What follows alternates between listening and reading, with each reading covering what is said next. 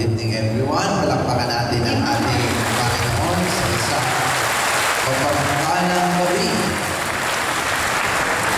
You know, every time I'm reading this particular gospel, I'm moved and touched.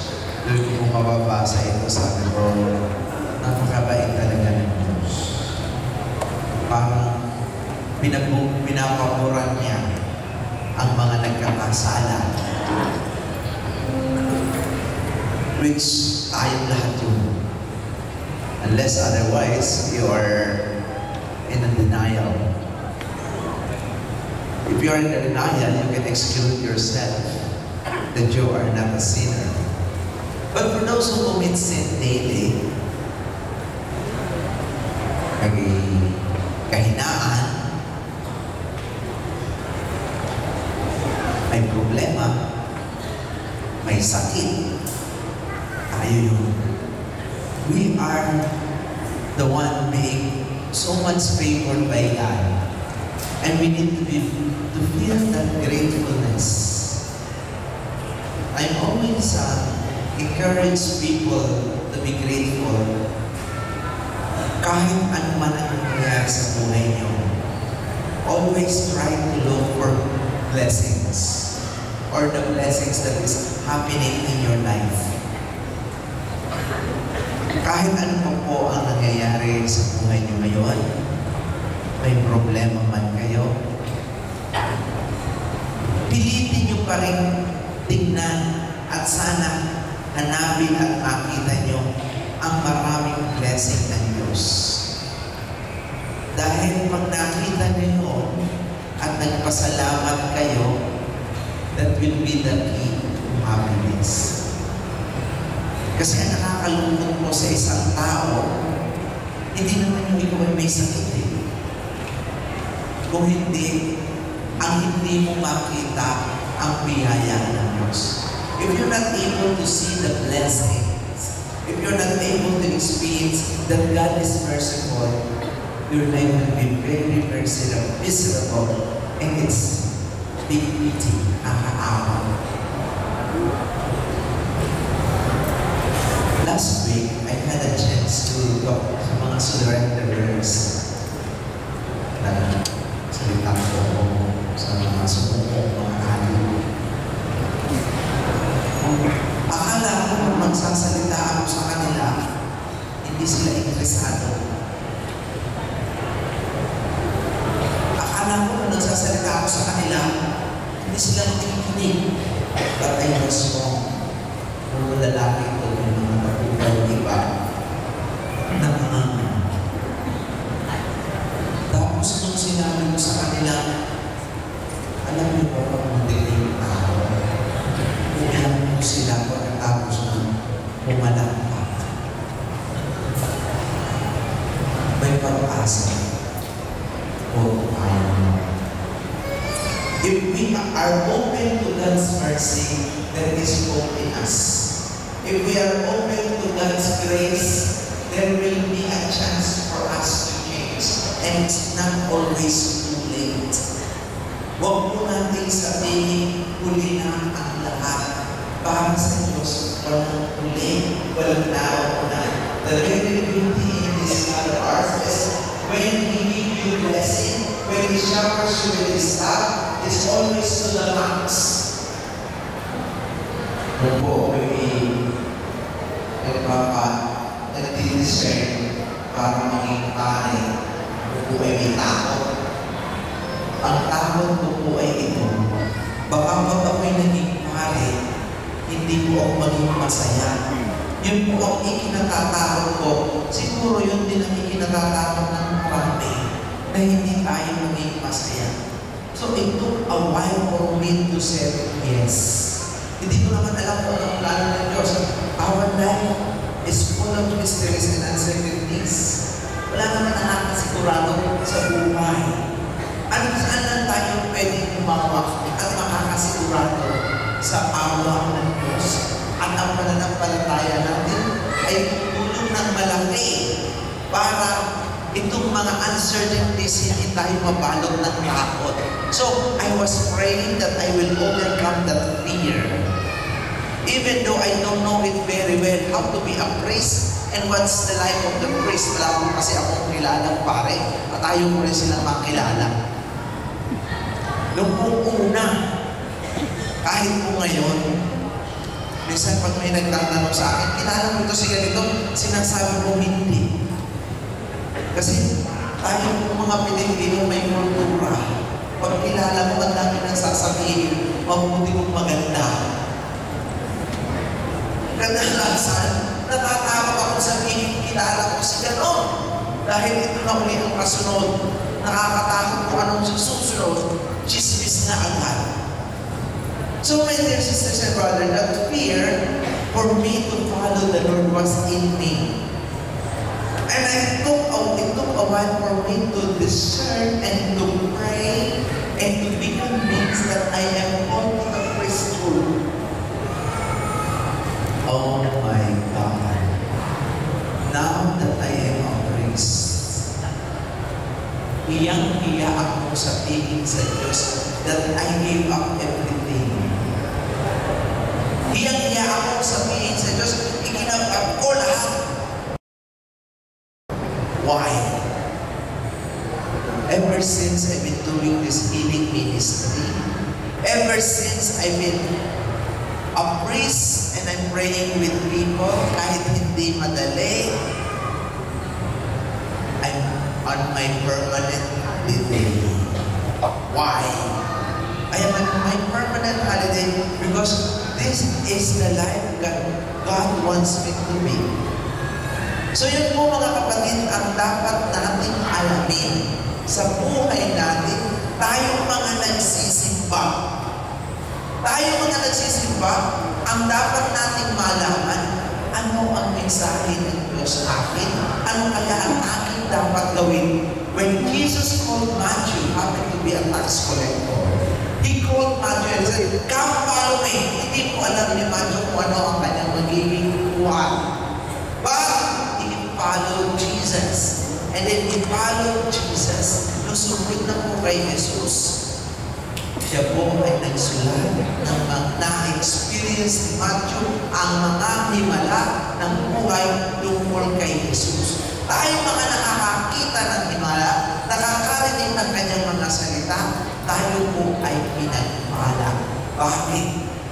Hindi po lahat nakakakita ng mga himala ng Diyos at nakakarinig ng kanyang salita. Mapalad po tayo at narinig natin ito at nakita ang kanyang mga himala dahil sa yan po ang tinatawag na definition ng experiencing the kingdom of God. Ang gusto po na Diyos sa atin maging masaya tayo. Ang gusto po na Diyos sa atin maging malaya tayo. Saan? Sa kasalanan. Maging masaya tayo sa ating mga masasamang ugali. Alam niyo po, I'm very hard on masasamang ugali. Bakit? Yan po ang nagpapahirap ng buhay ng isang tao at ng kanyang kasama sa bahay. Can you imagine ang kasama mo sa bahay ang sulit-sulit, laging galit. Sasarado ka na ng kwarto at ipagdadasal na sana kunin ka na ni Lord. Kaya naman yung kunin pa ni Lord. Kaya hindi na ako nagpipregay na kunin na kayo dito. Kasi ito, buhay na lang tayo. Oh, now that we are alive, that God is giving us a chance to live in this world, my dear sisters and brothers, Jesus is telling us today to meditate and to listen and learn from this word. I desire mercy, not sacrifice. Ano po ibig sabihin nito? Sana makapasok tayo sa misteryo ng awa ng Diyos. Dahil sa misteryo po ng awa ng Diyos, doon lang po tayo nabubuhay. Sa akin po magiging pare at nagiging ganito ngayon, regrets ako sa inyo. At pabalikan ko ang buhay ng nakaraan sa gusto ko paharap magsalita ng ganito. Siguro kung ako'y hindi pinabaan ng banal na spirito o nakatanggap ng awa ng Diyos, baka ako ay isa na rin sa mga sumubong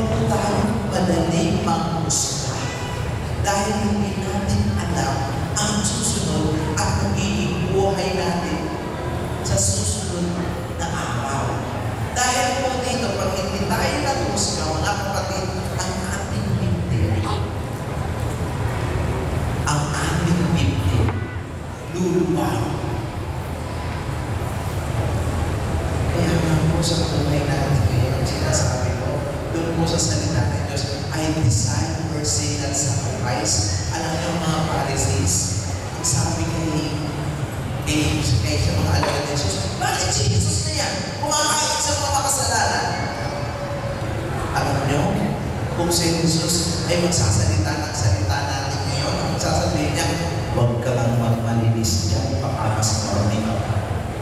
Alam mo, minsan, may tendency tayong magmalinis. O ano ba ngayon, pag binalikan ka, mas matindi ang balik.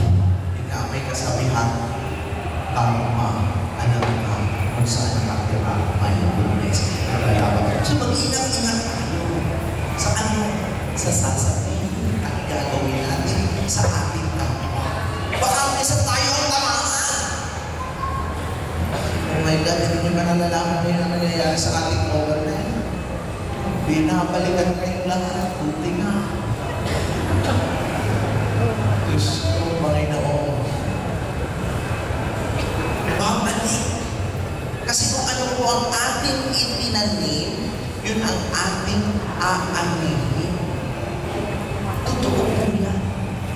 Kung ano ang ating itinanim, kung ang itinanim natin kasamaan, kung ang itinanim natin ay karamutan, kaya din po ako inis na inis and it's so heavy and hard on those people who are selfish. Sabi ko, ay, kung mga lalaki tayo ito, Panginoon, sana hindi na dito.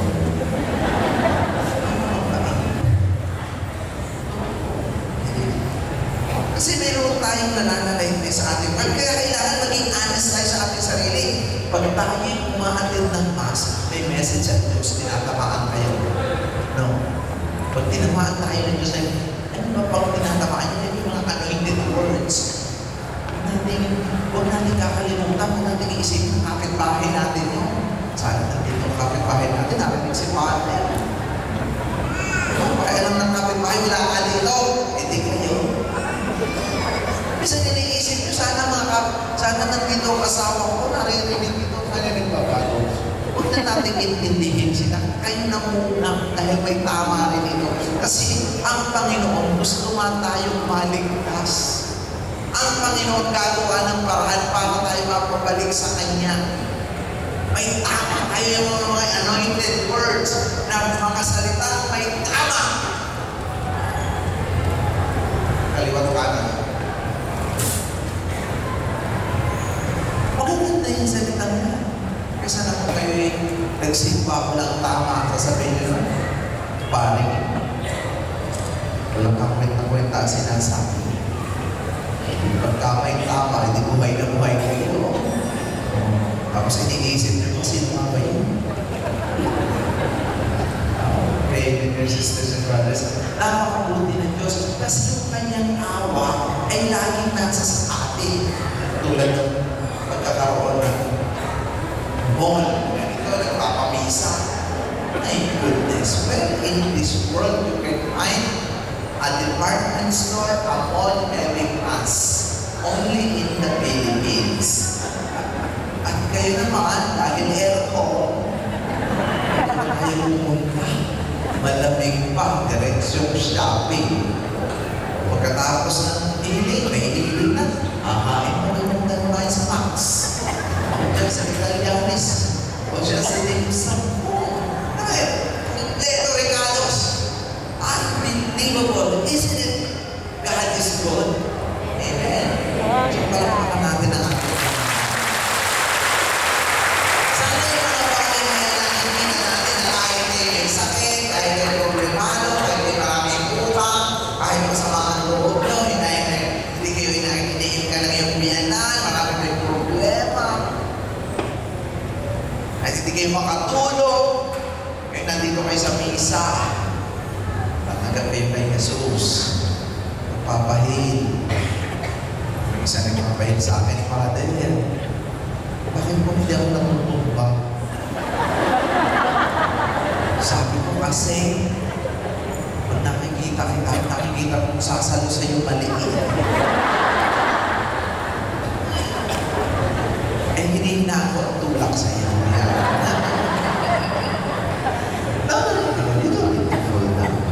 What is important here during the Mass is to experience God. What is important here during the Mass is the intention in your heart. Pero kung nagpunta sa akin sa Father, hindi sa tulong sa inyo sa landmark.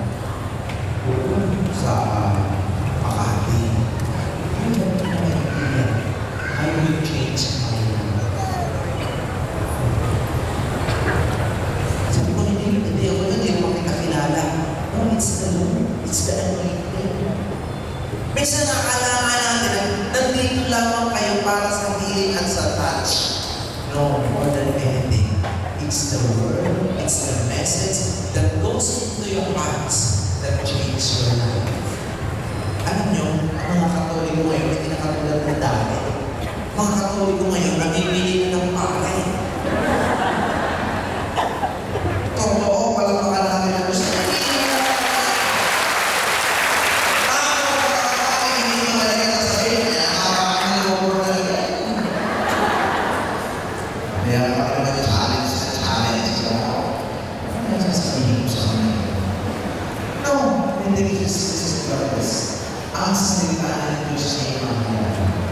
But for us, being Catholic, there is more than just the word. We also believe in the sacrament, especially in the Eucharist. And for those who believe in the Eucharist, we are so blessed having this Eucharist because this Eucharist will change our life. This is the ultimate love of our Lord Jesus. Yung mga hindi naniniwala, so be it. But tayo naniniwala, let's take advantage of it.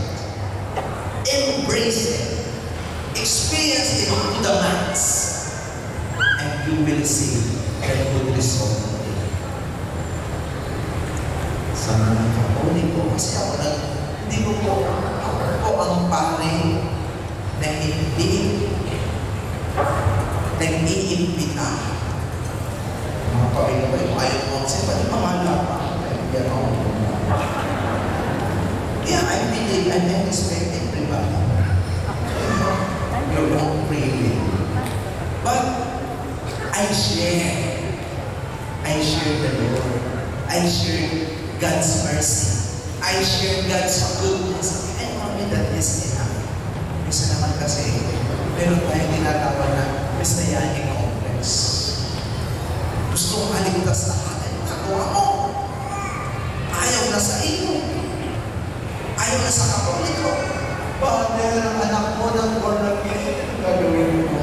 Ang pagdasal mo na namin, kasari mo ang piso sa langit, katulad mo. Baka naman makawa ka sa akin. Kasi naman nga tayo mga Katoliko, isa ako. Pero po akong experience.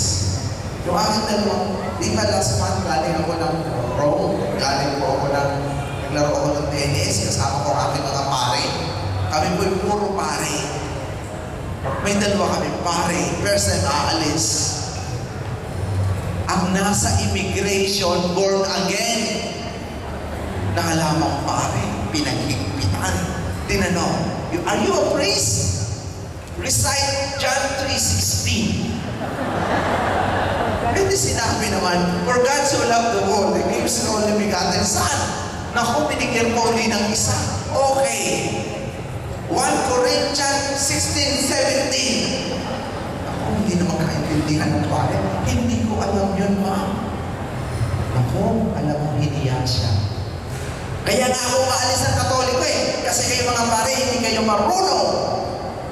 Sa Biblia, ay matalino ang isang pare. Dahil narinig. At sabi niya sa born again, hindi kami nag-aral ng theology para i-memorize lamang ang Biblia o isangkal din sa iyo. Pero tayo namang mga Katoliko, matuto rin tayo sa Biblia. Kasi ang Biblia ng born again galing lang yan sa atin. Pinabayaan natin. Kahit hindi naman dapat natin ito may memorize para tayo makipag-debate sa lahat. Pero para pag nakakatanggap nga tayo, nakakita ng mga ganitong klase ng mga fundamentalists, hindi may panlaban tayo. Kaya ako pag tinatanong nila na ano, ay may computer pa, hindi nila na high-tech ako. Hindi ako tinatanong kasi meron ako, nandito lang. O sige, anong verse ang gusto mo? No, my sister. Nakakatuwa. I-enjoy natin ang buhay, ha? Naikli lamang. Huwag tayong makipagtalo. Kaya wala naman po nakikipagtalo sa akin. Kasi ang mga born again, mahal ako. Alam niyo kung bakit? They believe in the gifts of the Holy Spirit. That's and I will never forget a Muslim who came to me and embraced me. And he said to me, Father, I'm a Muslim. I'm a doctor. I always listen to your mass because you're funny. Oh my God. Okay, I will be more funny. No, why? Why they are so attracted to this? Kasi nga, mararamdaman din sa atin na hindi din tayo nag-discriminate. Huwag po tayong mag-discriminate dahil ang sakit pagka tayo na-discriminate. Kaya po ang sabi ni Jesus, naparito ako para sa mga makasalanan. Naparito ako para sa mga may sakit. Bakit? Kadalasan, tayo ng mga nasa simbahan, akala mo yung sino. Dumating dito si Jesus, yun pa rin ang sasabihin niya, hahanapin ko ang nawawala. Kaya naman tayo mga hindi nawawala, sa tingin natin hindi nawawala, tayo magpakabuti. Bakit? Baka akala na natin agad tayo sa langit, hindi pala. Totoo po yun. Baka akala natin, kahit nga po, walang nakakasigurado. Paano tayo nakakasigurado? Makakasigurado lang tayo sa last day. So it is our precept to say that we are already saved. Yes, we will be saved by Jesus and through Jesus alone. But our life will be tested, so that's why we need to be vigilant. We need to pray without ceasing. We need to pray at all times. Kasi po, maraming puso, maraming pagsubok. Pero isang bagay mo ang huwag mo kalilimutan. Humingi tayo ng awa sa Diyos para tayo marunong. Humingi tayo ng pagbiyaya ng Diyos pagkagising natin tayo magpasalamat. Huwag mo ang hindi natin dapat kinakalimutan dahil ang buhay natin ay hirap lamang. In an instant, our God can take this away from us. In an instant, there's so many temptations. In an instant, hindi natin alam kung anong mangyayari. Kaya po, sanayin na natin, ngayon pa lang, humingi tayo ng awa at habang ng Diyos. Ako lagi kayo ng awa sa Diyos.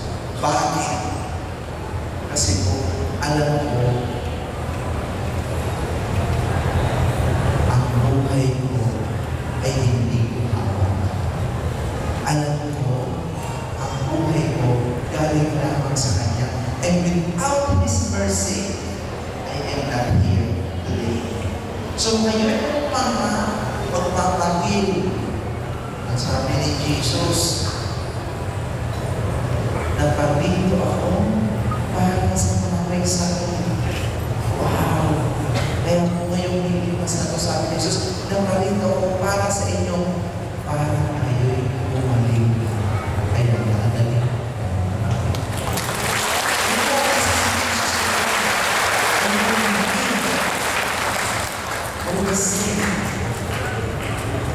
Pangalawa, hold on to it. Pagkawaman natin ang araw na ito. Remember this day. Kanina, lalaro po ako ng tennis. Bago ako pumunta dito, laro ko na ako ng tennis kasi aantokin ako, alam ko. At ako'y bumibigat na. I need to play tennis. So when I was playing tennis, nangamoy bulaklak. Mabango ang tennis court na nangingilabot ang mga kalaro ko. Tapos pagkatapos nun, sabi ng isang players, Father, kuha tayo ng picture. Ang picture na ito na may date ngayon ang magpapaalala na ni minsan yung buhay natin nagparamdam ang mahal na bire. Natutuwa siya na tayo naglalaro ng tennis at ikaw'y nag-i-exercise. Alam mo, sabi ko sa kanya, nag-wish nga agad ako eh. Anong wish mo? Sana matalo ka. Nanalo ka ako. No, we can ask God. So remember this day. If you can take the picture this day and date that you were here, and Jesus is telling you in today's gospel, I came here for the sick. Sa mga may sakit na nandito ngayon, nagpapito ako para sa may sakit. At yan, malapag tayo.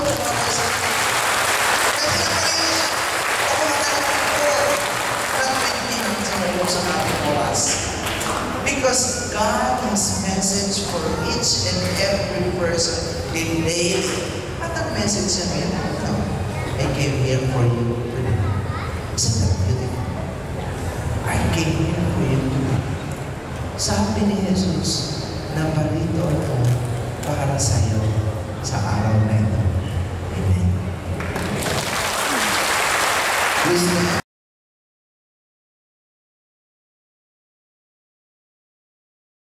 meron po akong babasahing email sa inyo, and this email really telling us that God is for everybody, na talagang ang Diyos ay para sa lahat. Wala po siyang pinipiling relihiyon.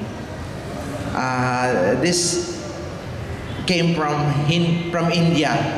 Pupunta po ako ng India, nag-healing mass. So may mga umaattend po doong mga Hindus, Muslim.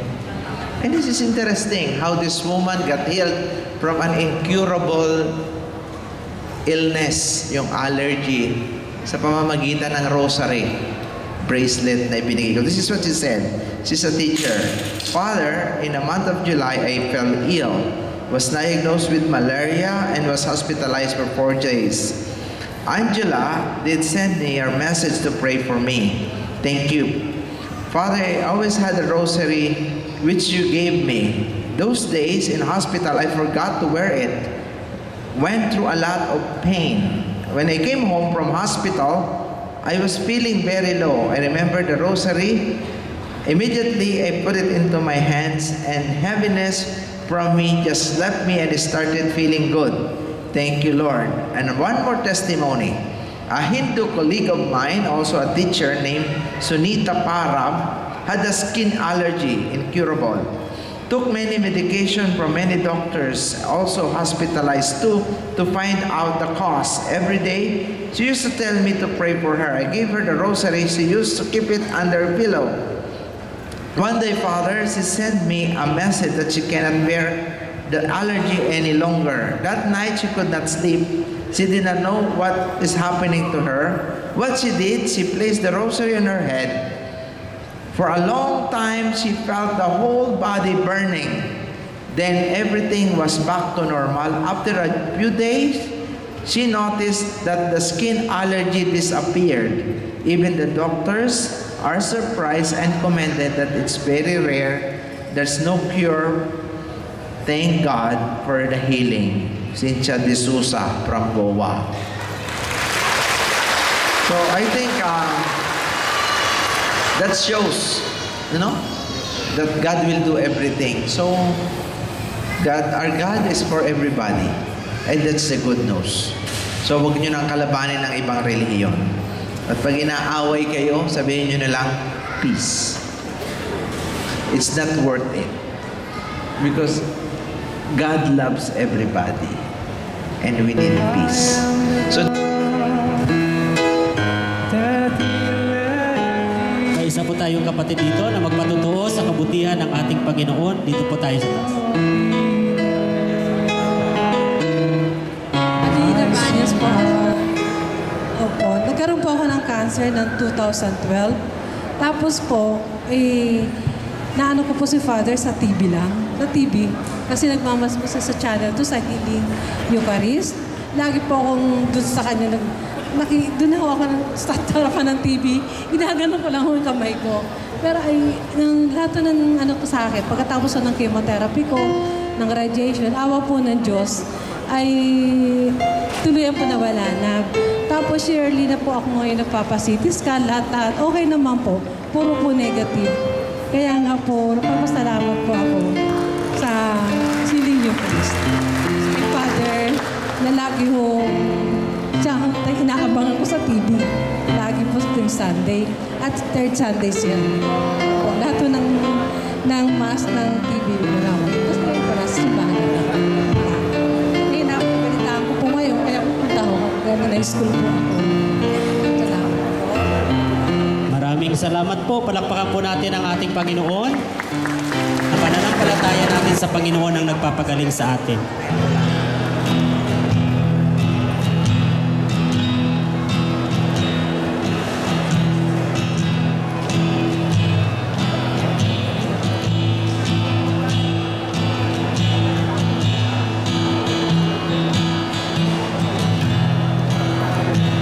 Ako po si Maria Cristina Cruz. Ang sobrang pain po ng breast ko, ilang months na po. Before ako nagtatito, talagang super pain ko. Before ako hawakan ni Father, sabi ko sana pagkainin niya ako. Nung hinawakan niya ako, may mabigat na pumago sa ulit ko na parang kuryente, tapos hindi ako makatayo. Ngayon nakakatayo na ako, hindi na siya masakit. Thanks, Father.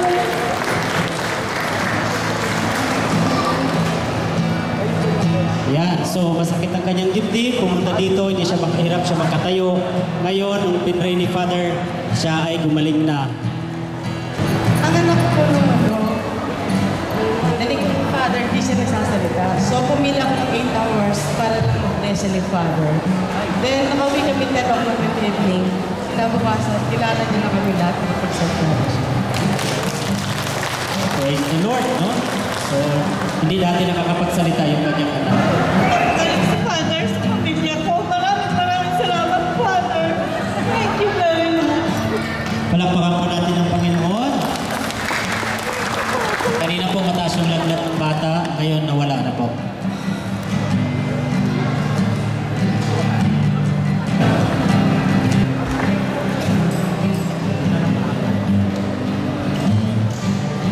Hello po.